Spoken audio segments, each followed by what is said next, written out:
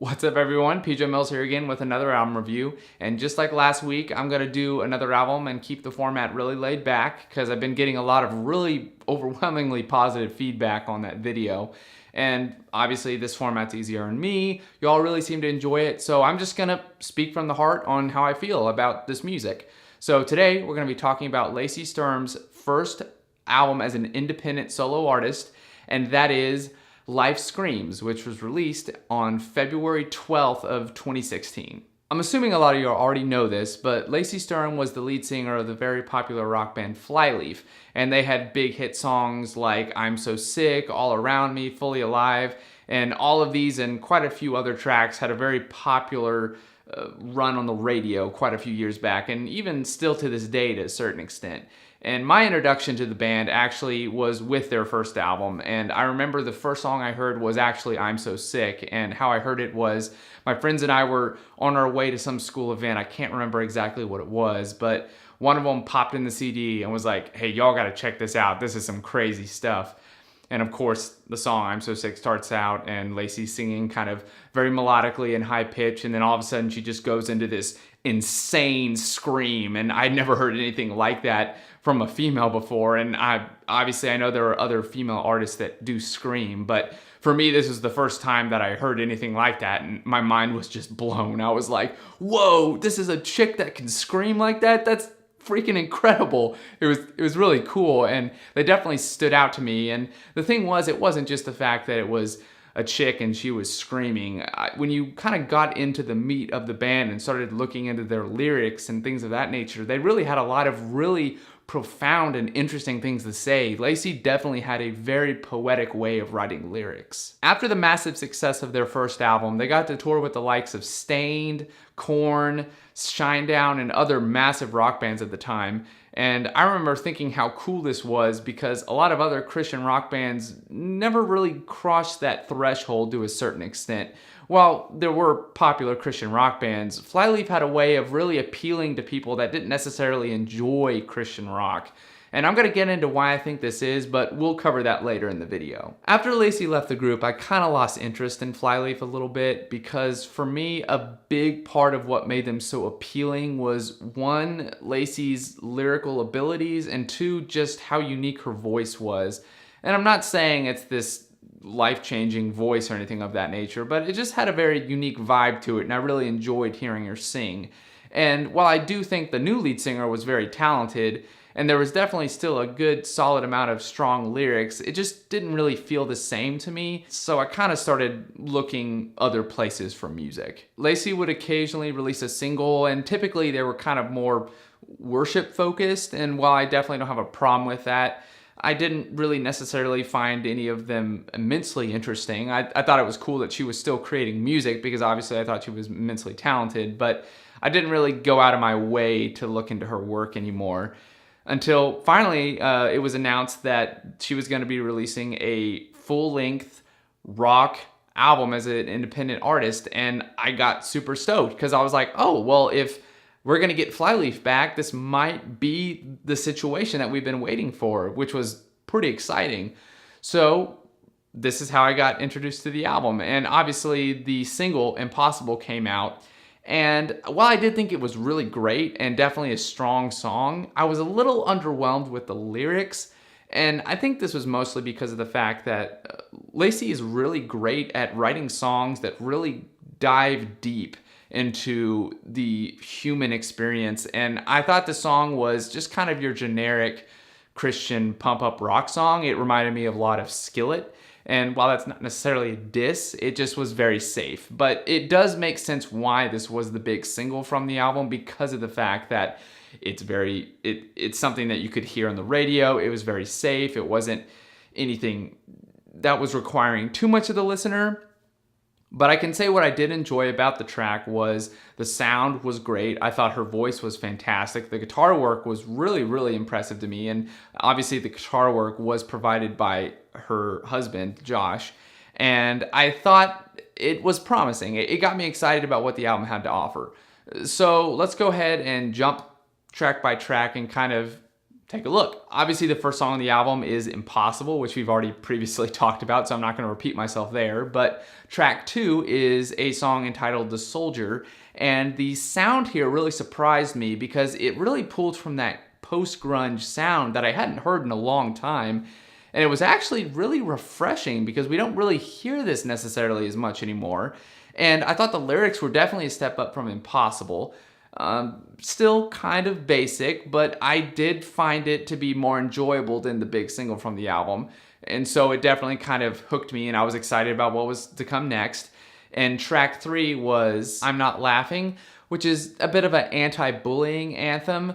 But while there are songs like this, what I really enjoy about this track is the fact that Lacey brings a lot of personality and attitude to it. It's a lot of fun, and it's pretty clear to me that she's definitely pulling from a experience that either she personally went through or a friend of hers went through, and she's kind of singing from a place that feels very experienced and very real. It's not like a situation that she's necessarily making up out of thin air. And so I think that brings a lot of the kind of human angle to it, and it feels very real and down to earth. And once again, the guitar work and melodic work here is really fantastic. It's very catchy, the type of song that would be a lot of fun to sing at a concert, if you will. And the energy here is fantastic. It's a lot of fun. The next song on the album is Vanity, and it's not really a song, it's a skit, if you will. And I'm gonna go into more detail in that, but in order to do that, I'm gonna actually jump ahead to track 5, which is Rot. And this song, there's an insane amount of complexity to this track. The first time I heard it, I thought I knew what it was about, but then after really listening to it and kind of picking apart the lyrics and even going as far to listen to some interviews where she's talking about the track, I started to realize that a crazy amount of thought went into this piece of music, and it was really kind of impressive because I think that's one thing some artists don't necessarily do as much anymore, is really think about how every lyric and every aspect of the song should be there for a reason. And I think Lacey definitely put that amount of thought into this song, and then the precursor that came before it, that is Vanity, the little skit. But let me explain kind of what I interpret the song meaning as. I think what she's trying to communicate is basically the fact that as human beings, we have to be careful about what we compromise on, because if we take what's too important to us and continue to push it away or continue to dampen it, if you will, eventually we'll get to a place where we don't even recognize ourselves anymore, and that can be a scary place to be.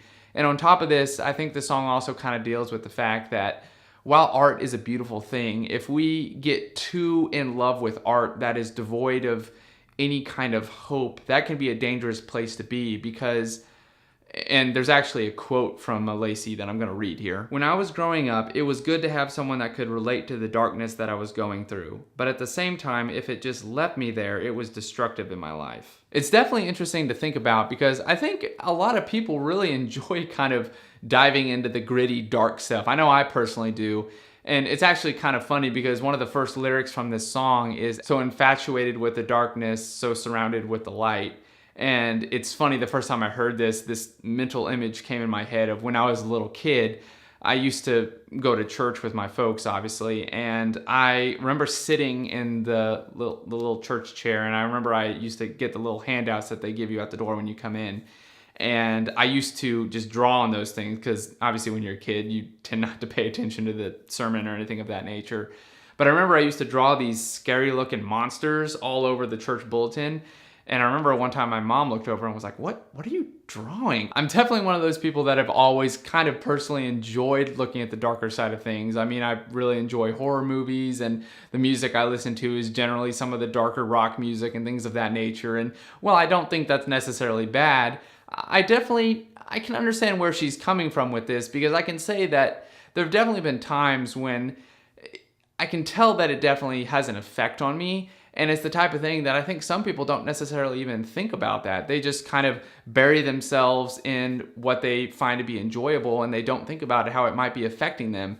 And so I think presenting that idea in this song was a really profound and unique thing to say, because a lot of artists don't necessarily talk about that. It's kind of a gutsy thing to say. Now, granted, when I say all this, I'm not saying that it's like explicitly laid out to be that way. I'm just saying I think that's what the song's going for. At least that's my perspective on the interpretation, but I may be way off. I don't know. Fast forwarding back to the track that I mentioned previously, Vanity, which is the skit, is basically a conversation between two individuals, one played by Lacey Sturm and the other played by the spoken word artist Propaganda. And the two of them are basically having an argument of sorts, where Lacey's character is basically saying that she doesn't want to be connected or in this relationship anymore, and Propaganda's character is basically saying that he is all that she deserves, and there's a very aggressive tone, and Lacey's character is saying things like, well, I heard somewhere a long time ago that love is supposed to be caring, and it's supposed to be free, and it's supposed to be free of all this torment and things like that.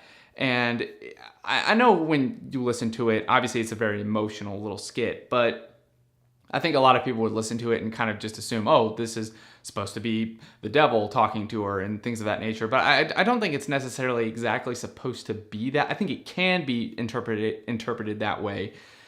But I think what's interesting is the fact that it's not necessarily explicitly laid out to be that way. I think it's just supposed to be this idea of two people, and one being just a very negative influence, and how people and, like I mentioned, art and things of that nature can really weigh a person down, and we need to be careful with who and what we surround ourselves with. And I think that's kind of, to a certain extent, at least my interpretation of this.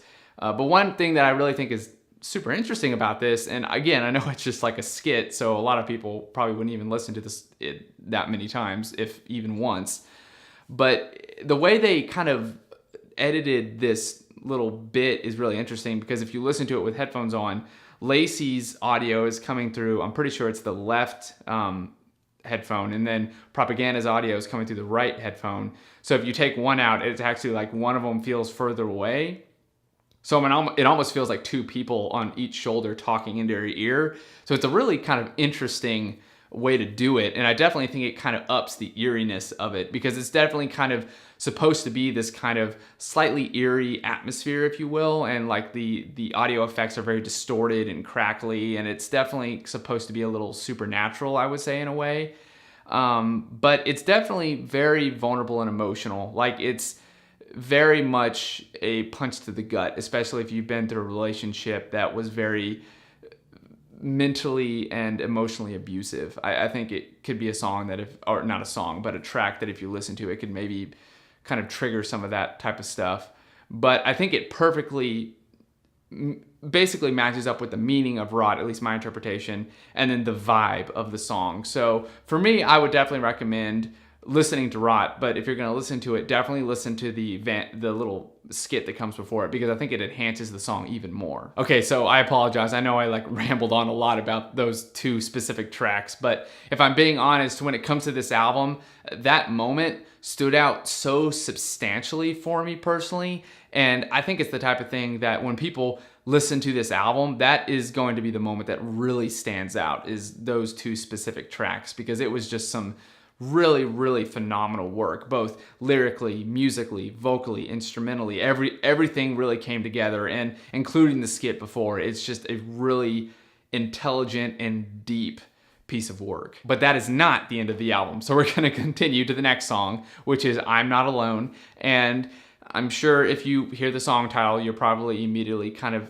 having an idea of what the song is about, and you would be right. It's very much kind of your generic, oh, you're not alone, we're here for you, that type of thing. And obviously that can be applied to a personal connection or a connection with God and that type of thing. And the big thing about this song is I really enjoy the melody here. It's very, very memorable. It's very easy to get kind of stuck in your head.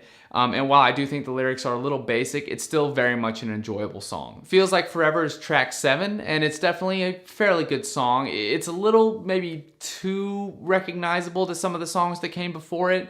And while I don't think it's bad by any means, and I do think Lacey's vocals here are fantastic, it didn't quite grab me as some of the past songs. Number 8 is the title track from the album, Life Screams, and here we have a bit of a ballad, if you will, and it's very, very pretty. I really enjoy it. I thought the lyrics were also very, very poetic, and Lacey's vocals are once again fantastic. So this one also kind of stood out to me as a good one. Next is Faith, and this is the first song on the album that I wasn't really enjoying that much. It's not that it's bad. I think the lyrics are good. It just, for me, I thought some of the production decisions were a little weird. And I know that maybe seems like a really strange critique, but there were just some moments that I thought didn't really work for me. Like when the song's progressing, there's occasionally this kind of piano bit that kind of comes in and out, and it was a little distracting for me personally. I know that's probably like a super nitpick, but I just wasn't super crazy about it. Next up is Roxanne, and yes, that is a cover of The Police, and it's a live version of the track actually. And I gotta say, I thoroughly enjoyed this. It's very much a fresh perspective on the song. It's very moody, and I know the original had a bit of a mood to it, but there's just something about this song that really feels super refreshing, and I really enjoyed it, because when I first saw it on the track listing, I was like, a cover, I don't know. But when I was listening to it, I was like, wow, this is actually really fantastic. And I think the fact that they decided to include it as a live version was a great idea, because the intensity that's communicated on this track is kind of sometimes hard to do in the studio.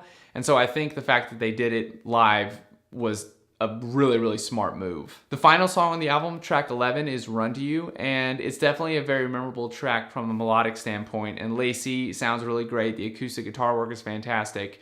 But if I'm being 100% honest, it didn't really stand out as much as some of the previous songs on the album for me personally. And not that it's bad by any means. I know it's one of the more popular songs, but it kind of slipped by, and it didn't really stand out as much for me. Alright, so I gotta say this album actually impressed me quite a bit. Not that I thought it was gonna be bad or anything of that nature. I generally enjoy Lacey's lyrics and vocals quite a bit, but there's definitely a lot of sounds here that are really refreshing and exciting to hear her kind of singing on. And I think Josh's guitar work is fantastic. I think they definitely match up perfectly with her voice. And I also think that these are some of her most memorable melodies, and definitely some of her best lyrics that I've heard, at least in a long time. And I just really enjoyed what this album had to offer. Emotionally, the album was remarkably on point, and this actually kind of ties into what I mentioned at the very beginning of the video, and why I think that her music is able to kind of connect with people that aren't necessarily big fans of the Christian music scene, if you will, is the fact that whenever she writes music, it comes from a place that feels so remarkably human, and there's a way to connect with it beyond just, oh, it sounds cool. She's very good at kind of being vulnerable lyrically, and I think this was displayed in Flyleaf, and I think it's displayed in her solo work perfectly, especially with songs like I'm Not Laughing, Rot, obviously, like I mentioned before, and just really a lot of the moments on this album. There's a lot of just little lyrical bits that are just, they feel so human. And I know I'm kind of repeating myself to a certain extent, but I think a lot of Christian rock bands struggle with this, because they sometimes come across, not that they don't come across human, because obviously they are human, but they sometimes come across from a perspective that they don't really feel like they're coming from a place where they understand what they're talking about. And I know I touched on this in the little 1000-Foot Crutch review that I did. But that's really one of my biggest issues with Christian rock, is the fact that these people are singing about stuff and they don't seem to even have the first clue what they're singing about. And Lacey seems to understand this stuff. And I'm not saying like, oh yeah, she's been through every single one of these things that she's singing about, but she just has a way of connecting with people and singing about it in such a way that makes people connect to it. And it's not an easy thing to do, and it takes a lot of talent, and she definitely has that. Obviously, I had a lot of really positive things to say about this album and Lacey Sturm and Flyleaf in general, but I do want to touch on a couple things that I wasn't quite as crazy about. And the first one's going to seem a little kind of weird, and not really so much a negative as more just kind of a hope, if you will. But one thing I kind of wish that Lacey Sturm maybe will not do on the second album is get caught in the whole verse, chorus formula. And my reason for saying this is a lot of times when artists get stuck in this formula, they kind of end up limiting their lyric writing abilities. And the truth is, Lacey Sturm is a very good writer. I mean, she's written several books, so she definitely is not incapable of writing more. And I just wish that she would take that and just write, like especially with the song Rot, I wish there were more to the verses, because I think there's a lot of meat and really profound things being said there. And obviously I love the song, but I just kind of wish there was more of it, you know what I mean? Because there's so much good stuff coming out there. I'm like, oh, don't go back to the chorus. I want to hear more verse, you know what I mean?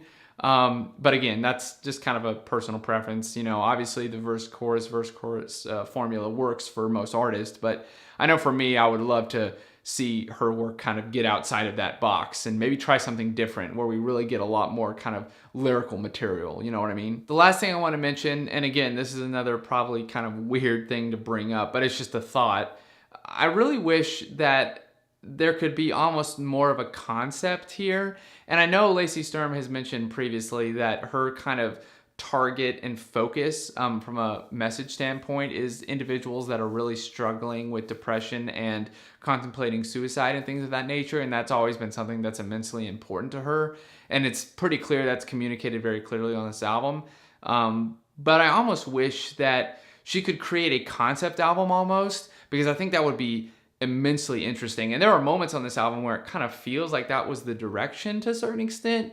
And it's subtle. It's kind of the way that, at least from my perspective, the way tracks like The Soldier, I'm Not Laughing, Vanity, and Rot kind of flow together. It almost feels like a concept, but then it doesn't really necessarily continue. It kind of goes off in directions that don't necessarily maybe line up as much. And again, I'm not hating on the album by any means. I think there's a lot of really strong tracks here, but for a little bit there, I was like, oh my goodness, is this like a concept album? Because it almost feels like it to a certain extent. And then it kind of didn't. But I would love to hear a full concept album from Lacey Sturm. And I think that would be something that would be remarkably interesting, and also something I think she could totally do. But again, that's just something I thought about. So in summary, I thought this album was really fantastic. I think it has a lot to offer, both lyrically, musically, instrumentally, and vocally. I think it's probably one of Lacey's better albums that she's been a part of. And I think obviously Flyleaf was a lot of fun and fantastic, but I'm really excited to see where she goes as an independent artist, because I think we're going to see some exciting stuff. And I sure hope this isn't the only album she's going to release. I hope there are many albums ahead that we can look forward to. And I give this album a 8 out of 10. All right, everyone, thanks so much for watching this video. I really hope you all enjoyed it, and thank you so much for the people that kind of requested this album. It's definitely one that I enjoyed listening to and whatnot. And please, if y'all have other requests or maybe artists you want me to check out, please feel free to leave a comment down below. And also, thank y'all so much for just the positive feedback that y'all have been leaving on the videos, and the likes, and then the shares that y'all are doing. That just means the world to me. And please just continue to get the word out that I'm back on my channel. Yeah, I don't know.